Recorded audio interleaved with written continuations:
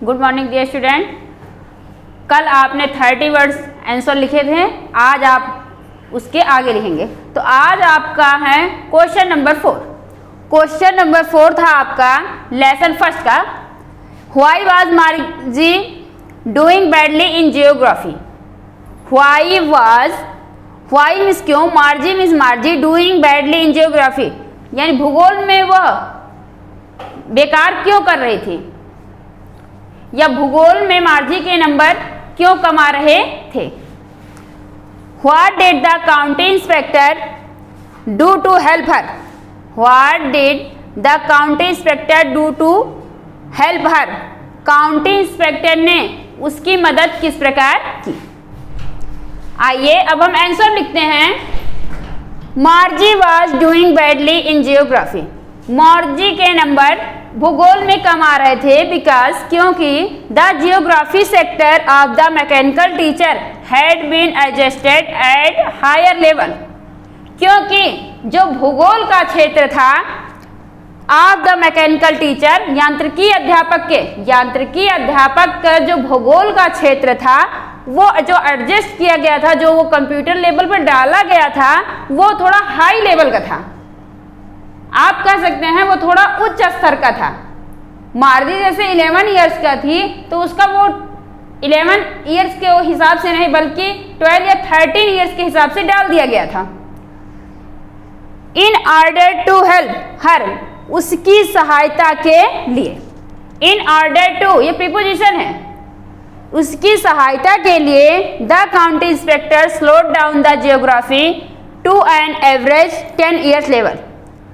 उसकी सहायता के लिए काउंटी इंस्पेक्टर जो क्षेत्रीय निरीक्षक आया था, स्लो डाउन, स्लो मीन्स धीमा कर दिया यानी कि 1 साल डाउन पीछे कर दिया द जियोग्राफी भूगोल के क्षेत्र को to an average 10 years level यानी कि 10 साल के बच्चे की तरह, या आप कह सकते हैं जो 11 इयर्स की थी तो कम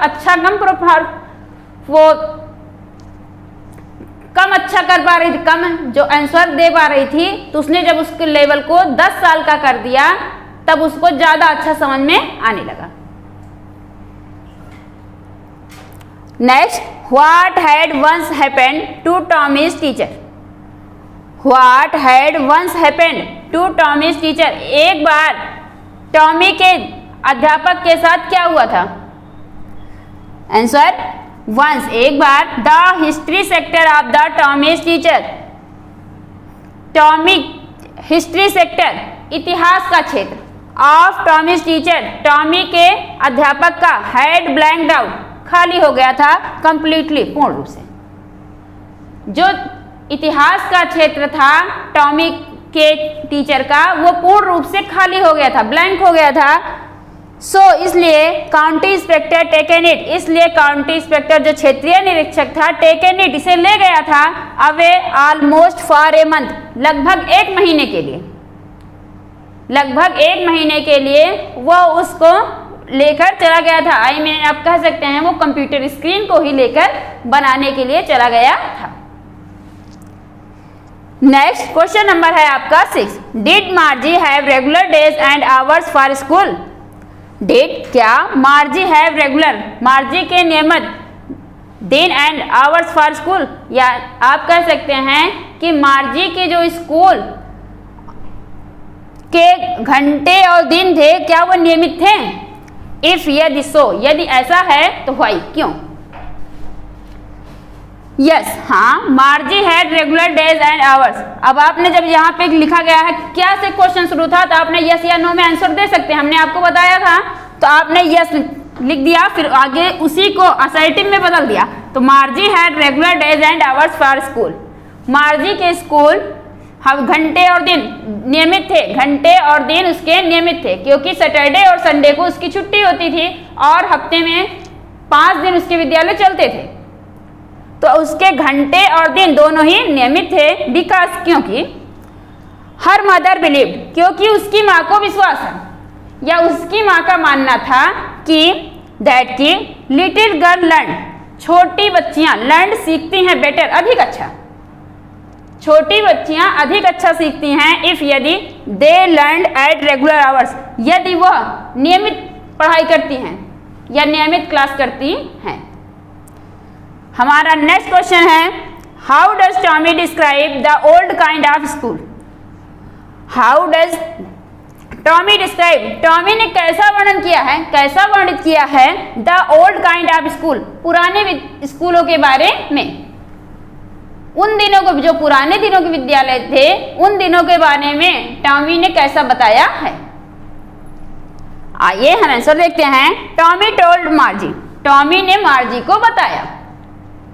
अब टॉमी और मार्जी ही थे तो टॉमी ने क्योंकि टॉमी थोड़ा बड़ा था तो टॉमी ने मार्जी को बताया दैट कि इन ओल्डर टाइम्स, पुराने समय में, teachers did not live in the house, अध्यापक घरों में नहीं रहते थे।